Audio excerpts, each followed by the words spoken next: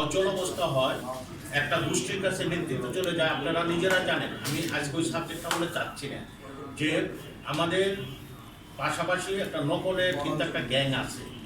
এখন যারা উনি যেটা বলতে চাচ্ছে, যারা কর্তৃত্ব আছে তাদের সাথে বিভিন্ন রকম লোক যুক্ত আছে, যে যতদিন কমিটিটা অচল অবস্থা থাকবে, কেমিজ বান্ধব না হবে, সঠিক প্রতিনিধিত্বমূলক না হবে, ততদিন ওনারা এই কাজগুলো হয়তো করবে। এবং আপনাকে বলি, ঔষধ প্রশাসন অধিদপ্তর তাদের সাথে আমরা এই ঔষধ ব্যবসাটাকে স্বচ্ছতা মডেল ফার্মেসি আমরা কাজ করি।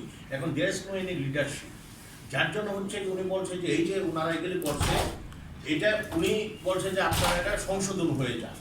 তা আমি মনে করি যে একটা দায়িত্বশীল এবং কেবিজ বান্ধব নেতৃত্ব কখনো নকল তো প্রশ্ন ওঠে না, কখনো কোনো সাব স্ট্যান্ডার্ড এবং জীবন রক্ষার নামে জীবন ধ্বংস করে এরকম কোনো বিষয়ে যুক্ত না, বরঞ্চ আমরা কি করব ঔষধ প্রশাসনের সঙ্গে এগুলোকে কাজ করছি এবং এগুলি নিয়ে আশা করি নতুন নেতৃত্ব যেই আসুক তারাও সেই ব্যাপারে শক্ত ভূমিকা রাখবে। অতএব এখানে কোনো নকল অথবা কোনো রকম সাব স্ট্যান্ডার্ড এগুলোকে সমর্থন দাও কোনো রকম পুষ্ট ওঠে না, বরঞ্চ আমরা রুখে দাঁড়াবো।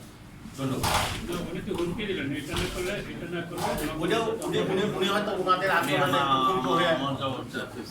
শুনেন, আমি আপনাকে আপনাদেরকে যে কথা বলছি সেটা হলো যে আমাদের যদি পেটে ভাত না থাকে আমরা যে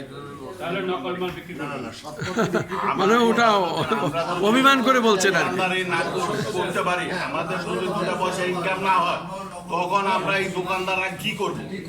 আমরা তো পেটে ভাত পাই, আপনার আর যাই করেন মানুষকে কিন্তু খায় ফেলে। আমাদের ইতিহাস আছে, মানুষকে আমরা যারা নকল পণ্য বিক্রি করে তাদের ব্যাপারে কি সুনির্দিষ্ট বলছি।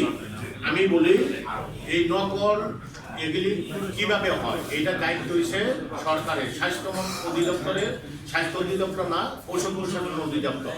কিন্তু সমিতি, যেহেতু আমাদের সমিতির মধ্যে উপজেলা পর্যায়ের কমিটি আছে, এটা কিন্তু আমরা প্রচুর ওয়ার্কশপ করি এবং এই সমস্ত ভ্রাম্যমাণে আমরা নিজেরা থাকি।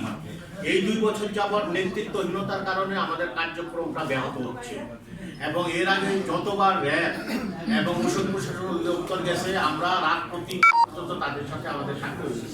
কেন হয়েছে? যে সমিতির পক্ষ থেকে জানেন ব্যবসায়ী সংখ্যা 6-7 লাখ, আমার সমিতির বৈধ